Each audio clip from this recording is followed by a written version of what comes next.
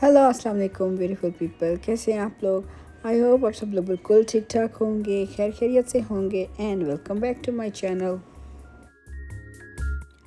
आज मैं आप लोगों से शेयर कर रही हूँ अपने हॉस्पिटल का second and third day, because last vlog में मैंने आप लोगों को दिखाया था मेरा फोर्थ सी सेक्शन, और मैंने आपसे कहा था कि मैं अपनी नेक्स्ट वीडियोस भी आपसे शेयर करूँगी। तो जी, वीडियो स्टार्ट होने से पहले मेरे चैनल को सब्सक्राइब कर लें, और जो लोग मेरे चैनल पर न्यू हैं तो प्लीज़ इसको सब्सक्राइब करें और साथ में बने बेल आइकन को भी दबा दें। अभी मैंने यहाँ पे ब्रेकफ़ास्ट ऑर्डर किया था और ब्रेकफ़ास्ट डिलीवर हो गया है। और जी उसके बाद रूम को थोड़ा बहुत क्लीन अप करेंगे, बिकॉज़ अभी फिर से डॉक्टर्स वगैरह आना स्टार्ट हो जाएंगे बेबी को मुझे चेक करने के लिए। और यहाँ पर सिस्टर मेरे साथ रुकी हुई है रूम में, तो वो फिर उठते ही सारा क्लीन अप वगैरह कर लेती हैं। और साथ में यहाँ पर सोफ़ा कम बेड पड़ा है, इस पर वो सो जाती हैं रात में, और काफ़ी ईजी हो जाता है सब कुछ। और मैं आपको छोटा सा टूर देने वाली हूँ आज रूम का। जो यहाँ पर हॉस्पिटल का रूम होता है बहुत ही स्पेशल सा होता है, बहुत ही मज़े का टाइम गुजरता है यहाँ पे जितने दिन भी आप रुकते हो, क्योंकि यहाँ पर क्लीनिक खेलने के लिए भी यहाँ पर हेल्प आ जाती है, क्लीन करके दी जाती है रूम को सारा। और आपको जिस चीज़ की भी नीड हो आपको फ़ौरन आकर देते हैं। आपको पेन हो रहा हो तो फ़ौरन आपको मेडिसिन दी जाती है। और अगर बेबी यहाँ पर रो रहा हो तो बच्चे को भी वो लेकर जाते हैं, अपने पास रखते हैं वहाँ पर नर्सरी में। 3 टाइम फूड ऑर्डर करने पे वो आपको फूड भी रूम में देकर जाते हैं। और उसके अलावा यहाँ पर साथ में एक स्नैक रूम बना होता है रूम्स के साथ में, वहाँ से आप जाके जितना मर्जी स्नैक ले सकते हो। वहाँ पर टी कॉफ़ी वगैरह की ऑप्शंस होती हैं, वहाँ पर फ्रिज में आइसक्रीम वगैरह भी होती हैं अवेलेबल। मेरे बेड के बिल्कुल पास ही ये बहुत ही क्यूट सा बेबी बेसिनेट पड़ा है। ऊपर इस तरह से बेड सा बना होता है, बेबी इसमें लेट जाता है। और नीचे इसके ड्रॉर्स हैं, ड्रॉर्स के अंदर सारी बेबी की ज़रूरत की चीज़ें हैं, जिसमें बेबी डाइपर्स हैं और उसकी मिल्क बॉटल्स, साथ में बेबी शैम्पू, बेबी लोशन भी वो देकर जाते हैं, जिससे वो इसको शावर देते हैं।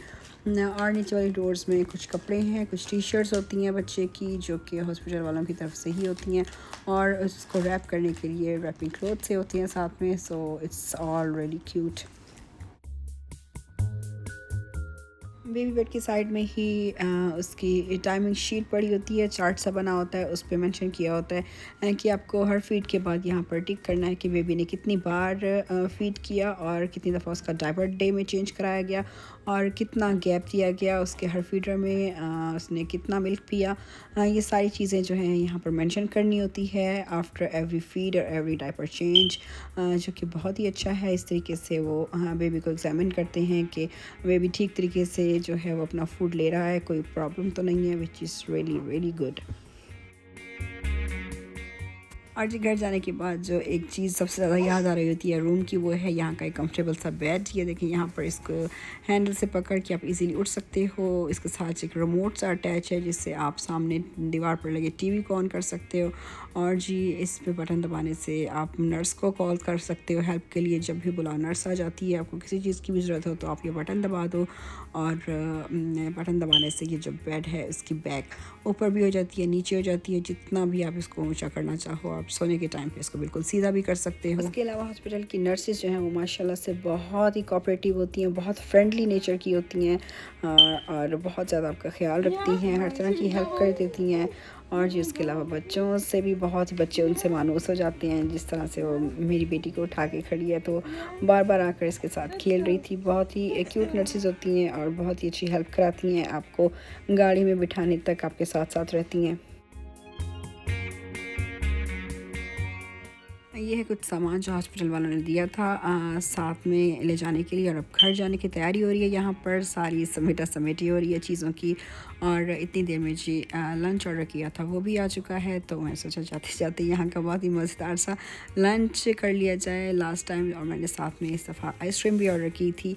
और ये थे यहाँ पर बहुत ही मज़े के राइस, साथ में ग्रिल्ड फ़िश थी, और मैक्सिकन राइस हैं, बहुत ही मज़े के होते हैं ये।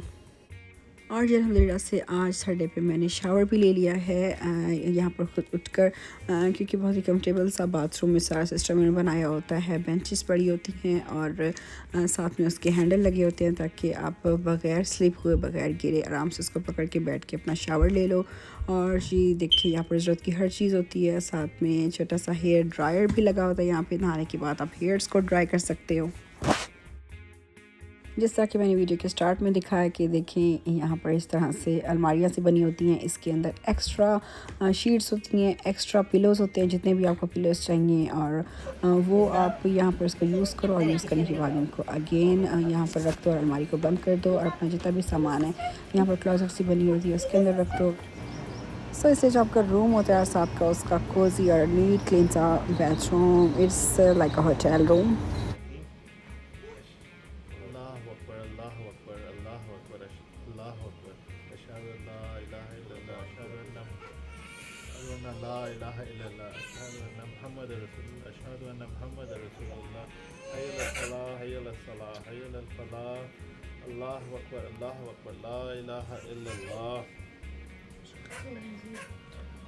उसको चुप करा लें पहले, क्या मांग रही है?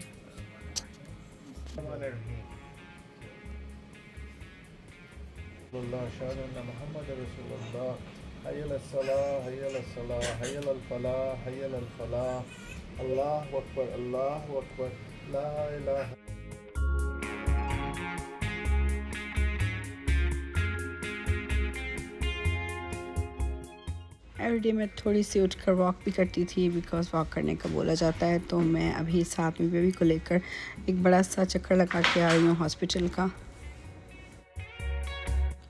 क्योंकि बेबी की सेफ्टी का काफ़ी ख्याल रखा जाता है। तो वो कहते हैं कि वॉक करते हुए बेबी के इस बैसेज को साथ ले जाओ आप, बिकॉज़ ये मूव करता है हर जगह। तो आप इसका सहारा लेकर इसके हैंडल से पकड़ के तो ईज़िली वॉक कर सकते हो, ताकि आपको भी गिरने का ख़तरा ना हो और बेबी भी आपकी आंखों के सामने रहे।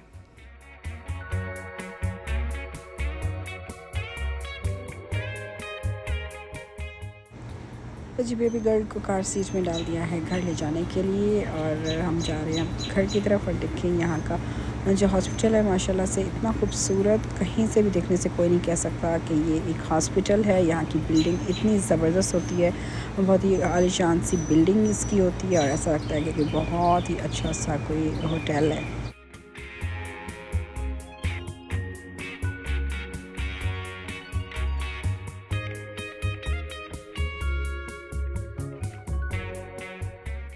यहाँ पर ना कोई दवाइयाँ नज़र आती हैं इस तरह से रखी हुई, और ना ही कोई दवाइयों की स्मेल होती है जिस तरह से पाकिस्तान में जाते ही पता चलता है हॉस्पिटल में कि हम लोग हॉस्पिटल में किसी क्लिनिक पे पहुँच गए हैं, और पता नहीं लोग किस चीज़ से क्लीनिंग करते हैं।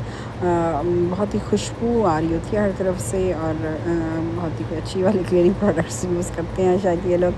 वेल अल्हम्दुलिल्लाह से सब कुछ बहुत ही अच्छे तरीके से हो गया, जिसके लिए बहुत ही शुक्र अल्लाह का। यहाँ से निकलने के बाद सबसे पहले हम जाएंगे बच्चों के पास, क्योंकि बच्चों को हमने छोड़ा था उनकी फूफो के घर पे, क्योंकि यहाँ पर बच्चों को तो साथ नहीं रख सकते थे, तो हमने उनको 2-4 दिन के लिए अपनी फूफा के घर भेज दिया था। फ़र्स्ट टाइम ऐसा हुआ, वहाँ पर अकेले रह रही हैं, लेकिन अल्हम्दुलिल्लाह से वो भी काफ़ी खुश हैं, वहाँ पर हैप्पी हैं। और हम और अलाइना दोनों अब हम जाएँगे, उनको सरप्राइज़ करेंगे बेबी दिखा कर।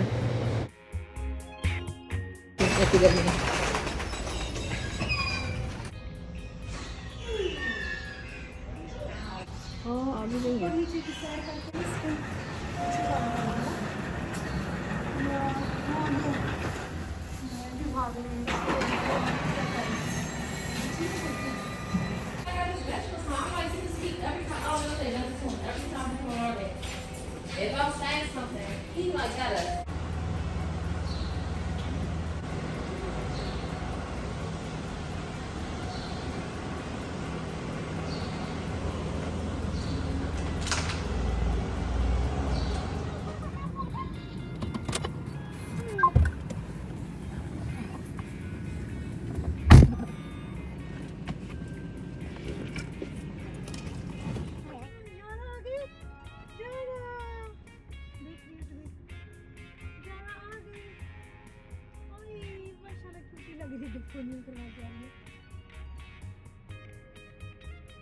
उसको क्या है, रो रहा है बच्चा तुम्हारा।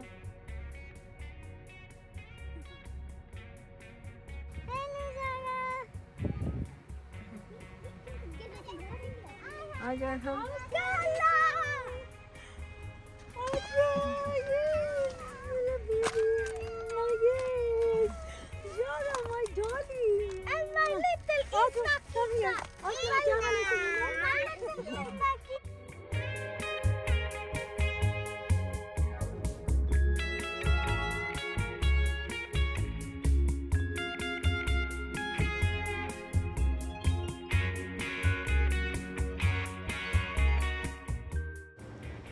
और जी बच्चों को साथ लेने के बाद अब हम लोग अल्हम्दुलिल्लाह से घर पे आ गए हैं अपनी छोटी सी बेबी गर्ल के साथ।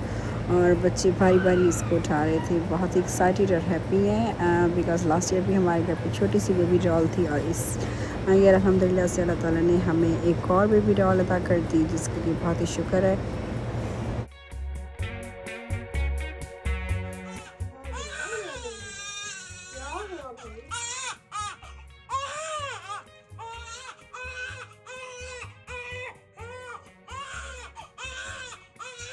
घर आने के बाद बेबी डॉल को शावर दिया बिकॉज़ काफ़ी गर्मी सी हो रही थी, और शावर के बाद उसको फ़्रेश किया। और फ्रेश करने के बाद जो पाकिस्तान से मैं ये लाई थी उसका बहुत ही प्यारा सा ये सॉफ्ट सा उसका बिस्तर, जो कि बहुत ही लाइट सा है, बहुत हैवी नहीं है और गर्मियों के लिए बिल्कुल फ़िट था ये।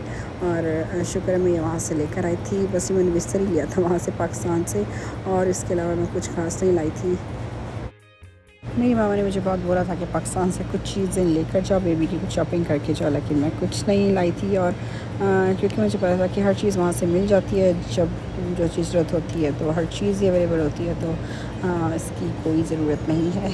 और यहाँ कर भी मैंने कुछ ख़ास बेबी की शॉपिंग नहीं की थी, कुछ चीज़ें थी अवेलेबल घर में, और बस कुछ चीज़ें या कुछ थोड़े से उसके छोटे कपड़े मैंने बाय कर लिए थे, और बस इस तरह से टाइम गुजर गया, क्योंकि टाइम गुजरने का तो पता ही नहीं चलता।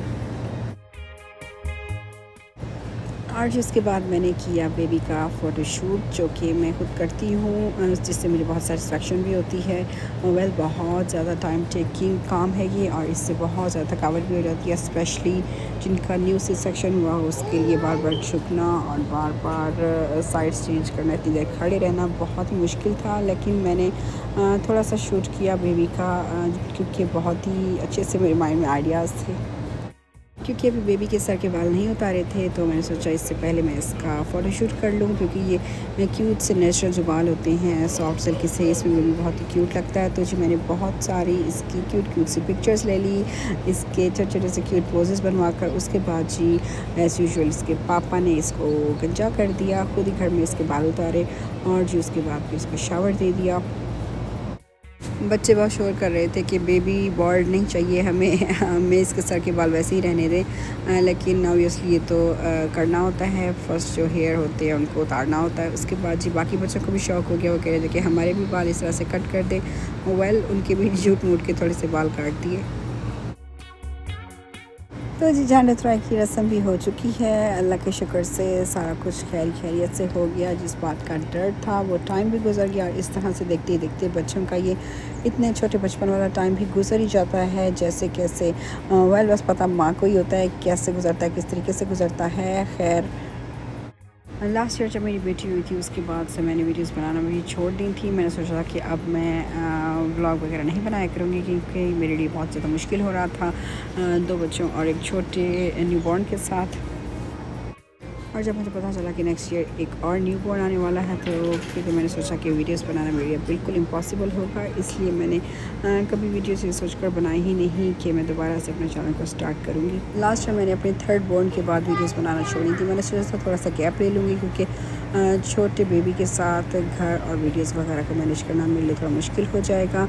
और इसी बीच में ही मुझे पता चला कि नेक्स्ट ईयर एक और न्यूबॉर्न होगा, तो फिर मैंने सोचा कि ये गैप थोड़ा ज़्यादा लंबा हो जाए, इसलिए मैंने आप लोगों से ये सारी जर्नी शेयर की, क्योंकि मैंने बीच में बहुत बड़ा गैप लिया था। और जी अब जब मैंने दोबारा से अपने चैनल को स्टार्ट किया है, तो सोचा ये सारी चीज़ें आप लोगों से शेयर की जाएँ, वरना काफ़ी लोगों को हैरत होती कि ये एकदम से थर्ड के बाद जो फोर्थ बेबी है वो कहाँ से आ गया।